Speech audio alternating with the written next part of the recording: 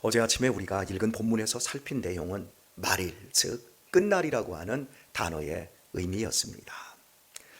단순히 환경적이고 경제적이고 사회적인 어떤 위기로 말미암아서 인간이 두려워 떠는 것, 그것을 성경이 말일이라 하지 않고 예수 그리스도께서 이 땅에 오시고 만유의 후사로 세우시고 모든 사람들의 죄를 정결케 하시고 그의 위엄을 높이사 하나님의 우편에 앉게 하신 그 시각부터 말일이라고 하는 사실을 히브리서 1장 1절에서 저희가 살펴보았습니다. 그러므로 저희 역시 이제 말일에 속한 시간들을 살고 있습니다.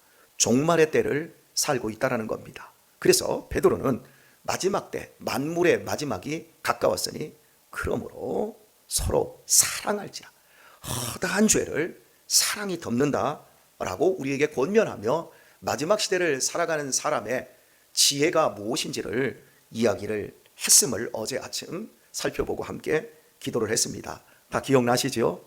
저같이 친절한 목사가 어디 있습니까? 성경을 쭉 설명하면서 꼭 새로운 것을 또 보기 전에 어제 걸 또 복습까지 해줬으니 얼마나 여러분의 신앙의 그 성숙도가 좋아져야 하는지 오늘 또 사명을 가지고 말씀을 들어주실 수 있기를 축복합니다. 4절 앞부분 4장 1절 앞부분을 좀 보면 말일에 이르는 여호와의 전의 산이 산들의 꼭대기에 굳게 서며 작은 산들 위에 뛰어나고 민족들이 그리로 몰려갈 것이라. 엄청난 비전입니다. 여기서 육적인 이스라엘과 영적인 이스라엘을 잠시 생각을 해보겠습니다. 육적 이스라엘은 말 그대로 야곱의 후손, 그들을 하나님이 선택하셔서 하나님이 그들과 함께한다는 증거로서 예루살렘에 성전을 세우겠습니다. 성전이 세워진 그 산이 시온산입니다. 그리고 성전 플러스 시온산 플러스 이스라엘 백성들을 전체를 아우를 때 시온의 백성아, 시온아, 이렇게 이야기합니다. 우리 민족을 향해서 배달의 민족 뭐 이렇게 얘기하지 않습니까? 도대체 배달이 뭔 줄을 몰라요. 그런데 우리 배달의 민족 이렇게 얘기해요. 아마 이게 단군과 연결이 되어 있을 거라고 생각합니다. 그래서 시온하면 성전, 이스라엘 백성들, 또 그들이 거주하고 있는 성전산, 또 넓게는 유대라고 하는 걸 여러분에게 기억을 이 속에 하셔야 합니다. 그런데 이 산을, 이 시온을 하나님이 너희가 잘못 건설했다, 피와 죄악으로 건설해서 내가 다 갈아 엎어버리고 무더기가 되게 하고 폐허로 만들어버리겠다라고 말씀을 해놓고는 세상에서 우뚝 솟은 가장 높은 산이 되게 할 것이다. 그리고 거기에 민족들이 그리로 몰려올 것이라.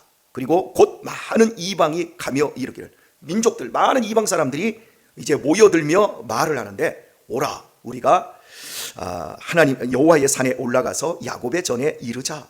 상상할 수도 없는 일이에요, 여러분. 시온산은 아무나 갈 수 있는 게 아니라 유대인만 들어갈 수 있어요. 물론 이방인의 뜰이 있었지만 말 그대로 이방인의 뜰, 짐승들이 들어가는 그 정도밖에는 못 들어갔어요. 이 여호와의 전에 올라서 그의 도를 배우자. 그가 우리에게 가르칠 것이고 우리가 그 길로 행하리라. 이방인들은 제외가 되었어요. 여러분, 여기에 들어가는 것이 얼마나 어려운가 하면, 혹시 DMZ 들어가 보셨나요? DMZ가 뭐냐고 물으시면 휴전선을 남북으로 아래쪽으로 위쪽으로 2km 되어지는 4km의 비무장지대인데, 사실은 말만 비무장이지 가장 강력하게 무장된 곳이 무장지대예요. 거기를 아무도 못 들어가요. 물론 그 휴전선 이 안에 우리 남쪽의 통문 앞쪽 한 3km 전에서부터 못 들어갑니다. 통제가 되어집니다. 들어갈 사람 없어요. 북한으로 넘어가거나 죽으려고 환장한 사람 외에는 못 들어갑니다. 마찬가지로 이방인들에게 이 산은 절대 들어가면 안 되는 비무장지대와 같은 것입니다. 지금도 이스라엘 사람들에게 있어서 예루살렘의 성전 주변에서 행해지는 그 종교의식에 조금이라도 이방인들, 우리 같은 크리스찬들이 가까이 가서 방해 아닌 방해를 한다고 생각하면 여지없이 공격을 합니다. 제가 2010년에 성지순례에 갔다가 그 통곡의 벽은 성전하고 아무런 상관이 없어요. 그런데 지금 2000년 전에 그 남았던 그 외형 그대로 있는 곳이 이 통곡의 서쪽의 이 성벽인데, 이 벽 앞에서 사람들이 종이를 끼고 머리를 대고 많은 그 기도를 합니다. 어소속히 메시아여 오소서, 하나님 우리에게 구주를 보내주소서. 이미 왔는데 구주를 보내달라고 막 거기서 막 머리를 대면서 그렇게 시꺼멓게 옷을 입고 시꺼먼 모자를 쓴 랍비들이라고 할 수 있는 유대인들이 그리도 통곡하며 울고 있습니다. 그런데요, 저희가 그날 그 통곡의 벽 앞에 간 날이 안식일이었어요. 토요일 아침 10시 무렵에 황금의 문 쪽으로 해서 들어가기 위해서 이제 들어갔는데, 저희가 이제 그 사람들이 하고 있는 그 모습을 사진을 찍었어요. 사진을 딱 찍는데 가이드 하시는 그 히브리 대학에서 박사과정을 하셨던 목사님이신데, 그분이 사진 셔터를 누르는 순간 막 소리를 지르시더라고요. 큰일 납니다, 하지 마세요. 우리는 그걸 몰랐죠. 그리고 나서 이제 사진을 찍지 말라고 하고서, 만약에 저 사람들이 자신들의 기도하고 있는 모습, 이런 모습을 우리 뒷 배경에 놓고 사진을 찍어도 그것이 안식일을 범하는 것이라는 거예요. 근데 실제 우리가 이제 사진을 찍는데, 통곡의 벽 앞쪽에서 사진을 놓고서 사진 찍는데 여자 두 사람, 우리 김경준 권사님 또래라고 생각이 되어지는데, 덩치는 굉장히 큰 여자 두 사람이 우리가 사진을 찍는데 뒤를 돌아다 봤어요. 그리고 사진을 보자라는 거예요. 그리고 사진을 딱 보더니 자기가 찍혀 있으니까 우리나라 표현으로 이 나쁜 놈의 새끼들, 이 죽이 막 욕을 하는 거예요. 그 히브리 말로 욕을 하니까, 그 히브리 말은 오늘도 제가 히브리 단어를 쓰겠지만, 히브리 단어 크 이런 표현이 굉장히 많아요. 카도쉬 막 뒤 표현이 쉬 막 하는 거, 크 막 새끼 이씨 뭐 이런 거 있잖아요. 이 발음을 하는데, 우리는 그분이 그냥 평소에 이렇게 말을 해도 저 욕이다 이렇게 느낄 텐데, 험악한 표정으로 저희에게 욕을 하는 거예요. 그러니까 이제 그 히브리 대학의 목사님께서 막 얘기를 하는 거예요. 그랬더니 결론이 뭐였냐면, 왜 당신들이 나에게 안식일을 범하게 하느냐. 사진에 찍히는 것도 안식일을 범하는 거예요. 유대인들이 많이 사용하는 호텔은 올라가 보면 엘리베이터가 그냥 자동입니다. 문이 자동으로 열려요. 안 눌러도. 자동으로 타면 1층, 2층, 3층, 4층, 5층 저절로 그냥 올라가요. 그러니까 엘리베이터가 두 종류가 있어요. 이쪽으로 그냥 쭉 이렇게 우리가 버튼식으로 우리가 선택할 수 있는 엘리베이터가 있고, 이쪽은 그냥 있어요. 왜냐하면 안식일에는 버튼 눌러놓은 것도 안식일을 노동하는 것으로 간주해서 안식일 법을 어기는 거예요. 이 정도로 율법을 지키는 사람들이 성전은 절대 무너지지 않는다. 그리고 이 성전은 바로 우리들의 것이다. 이방인들이 가까이 오면 죽여버립니다.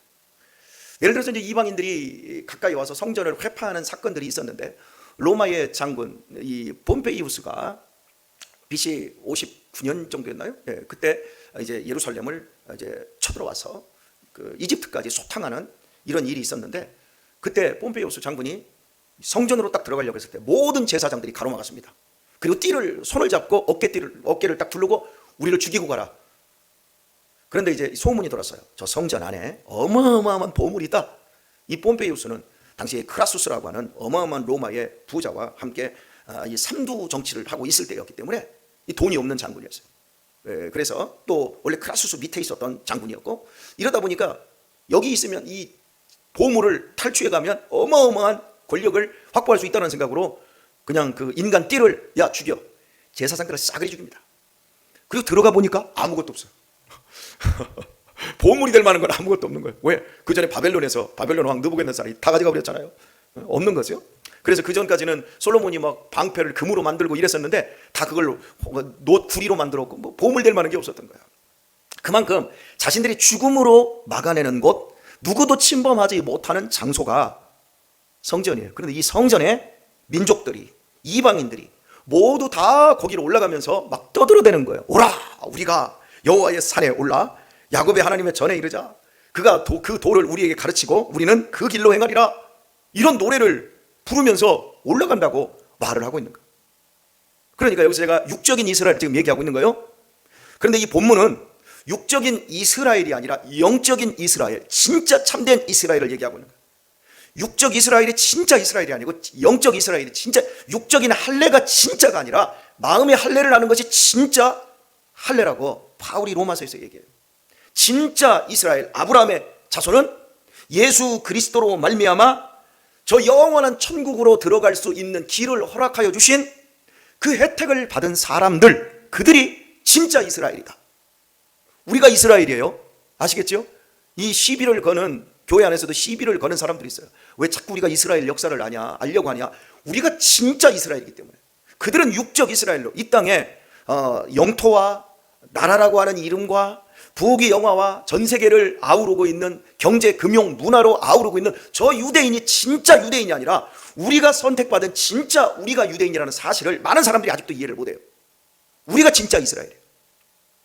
그래서 우리는 이스라엘이라고 하는 그 말을 계속 써요. 이스라엘이라는 이름의 뜻이 뭐예요? 그냥 단순히 팔레스틴 국가로서의 이스라엘이 아니라 하나님과 겨루어 이긴 사람. 다른 표현하겠습니다. 어떻게 인간이 하나님과 겨루어 이깁니까? 하나님이 저주니까 그렇죠. 우리 유아가 저를 만만하게 봅니다. 팔 씨름하면 내가 져주거든요. 내가 씨름하자고 그럽니다. 그리고 내가 막 넘어지는 신용 막 레슬링 하자고 해놓고 제가 막 그랬구만 형 하고선 뒤에서 딱 잡고서나 한번 나 넘어뜨리면 제가 확딱 넘어가주거든요. 그 이놈이 내 힘을 모르는 거예요. 지가 이기는 줄 아는 거예요. 여러분, 하나님이 유일하게 져준 사람들이 우리들이에요. 우리의 죄악으로 말미암아 우리는 이 세상에서 썩고 부패하고 심히도 더러운 존재인데 이런 존재를 눈 감아주시고 우리의 고집이 얼마나 셉니까? 하나님의 영광을 위해서 살아라. 하나님의 즐거움을 위해서 살아라. 내가 네 인생을 다 복되게 해줄게. 네 꿈 성취하려고 제발 그러지 말고 내가 함께 해줄게. 아무리 얘기를 해도 내 고집, 내 소원 성취, 내 개발, 내 성공, 내 욕망 이러면서 하나님을 막 쓰러뜨려 넘어뜨리려고 얼마나 많이 합니까? 그런데 하나님이 우리에게 져주신단 말이에요. 져주셨기 때문에 우리가 살아있는 것이고 아직도 주님의 전에 있는 것입니다. 이런 은혜를 입은 사람이 진짜 이스라엘인 거예요. 이 본문에서 지금 올라가고 있는 이 사람들이 저기 전쟁에서 져가지고 바벨론의 포로로 끌려갔다가 70년 만에 돌아온 사람들이 오라 우리가 여호와의 전에 올라가자 그런 게 아니라 모든 민족 이방인들, 저 여러분들은 이방인이었어요. 그런데 하나님이 우리를 져주셨어요. 우리에게 져주셔서 우리의 땡깡, 우리의 못남, 우리의 무지, 우리의 미련함, 우리의 그 완악함, 우리의 게으름 이 모든 것들을 하나님이 다 용납하시고 십자가에서 당신이 죽어주심으로 말미암아 우리를 당신의 자녀, 당신의 이스라엘로 만들어 주신 거예요.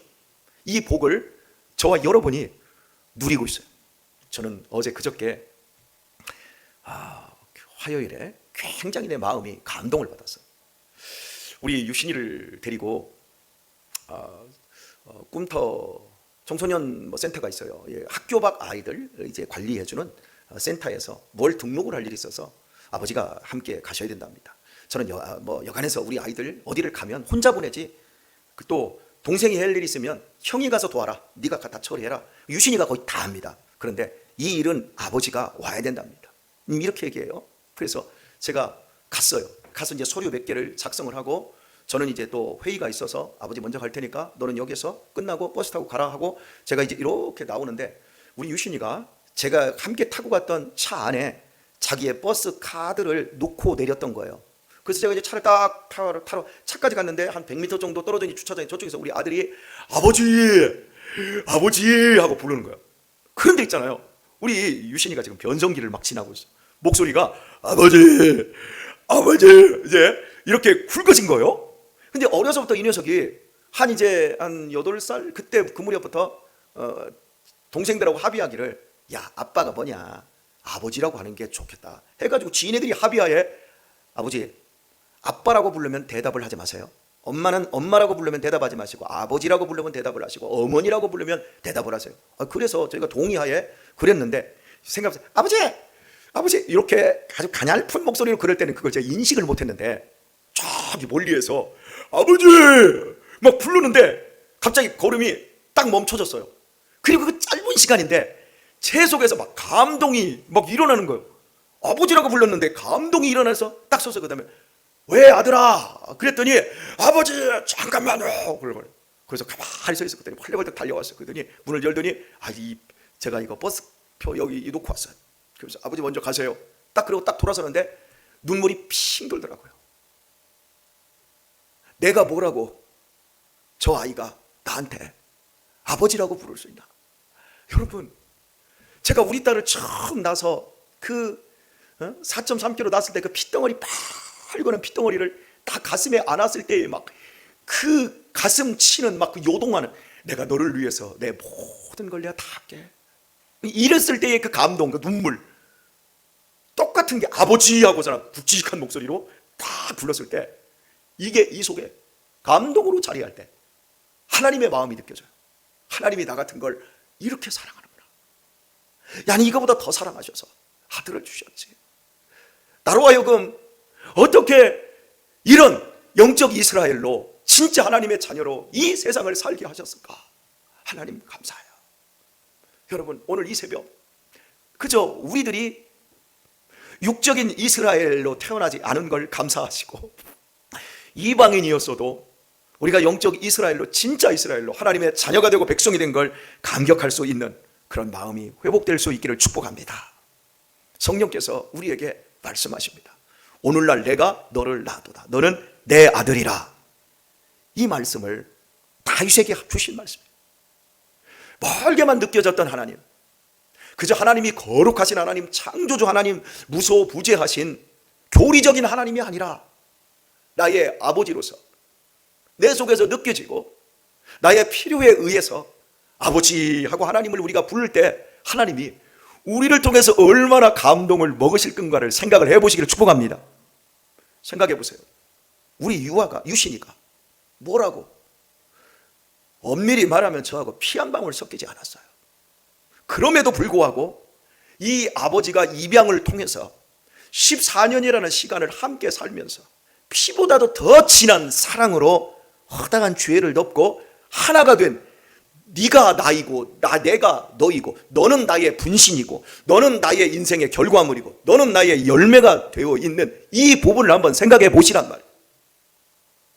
이 감격, 아무것도 연관 관계가 없음에도 불구하고 아버지가 되고 아들이 된 이 축복과 이 감격과 이 가슴 뜨거움을 생각을 해보시란 말이에요. 우리를 하나님이 그리스도 예수 안에서 입양하시고 우리를 당신의 자녀로 불러주시고 우리로 하여금 아버지라 부를 수 있는 그 은혜, 성령이 아니고는 누구든지 아버지를, 하나님을, 예수님을 주시라 할 수 없는 이 은혜를 우리가 누리는 것을 단순히 종교적인 틀에 넣지 마시고 또한 교리적으로 생각하지 마시고 실제 내가 누릴 수 있는 아버지로, 하나님으로 여러분이 오늘도 고백하시고 오늘도 그렇게 살아갈 수 있기를 축복합니다. 이 은혜, 오늘도 목요 기도회로 모이지요. 오늘은 아버지 한번 불러보세요. 오늘 이 새벽에 아버지 하고 불러보세요. 하나님이 마음이 감동하셔서 오늘 하나님이 너무 기뻐하시는, 스바냐에서 말씀하고 있는 대로 내가 너희를 잠잠히 사랑하시며 막 어떻게 할 수, 막 좋으셔서 어떻게 할 수 없는 그 표정으로 하나님이 우리를 내려다보시고 우리에 대한 그 사랑을 막 읊어내는 그 느낌을 여러분 오늘 실제로 가지시고, 이하로도 이 척박하고 이 냉엄한 세상 속에서 오늘도 여호와의 전에 오른 참된 영적 이스라엘로 승리하고 감격하는 하루가 되실 수 있기를 예수님의 이름으로 축원드립니다.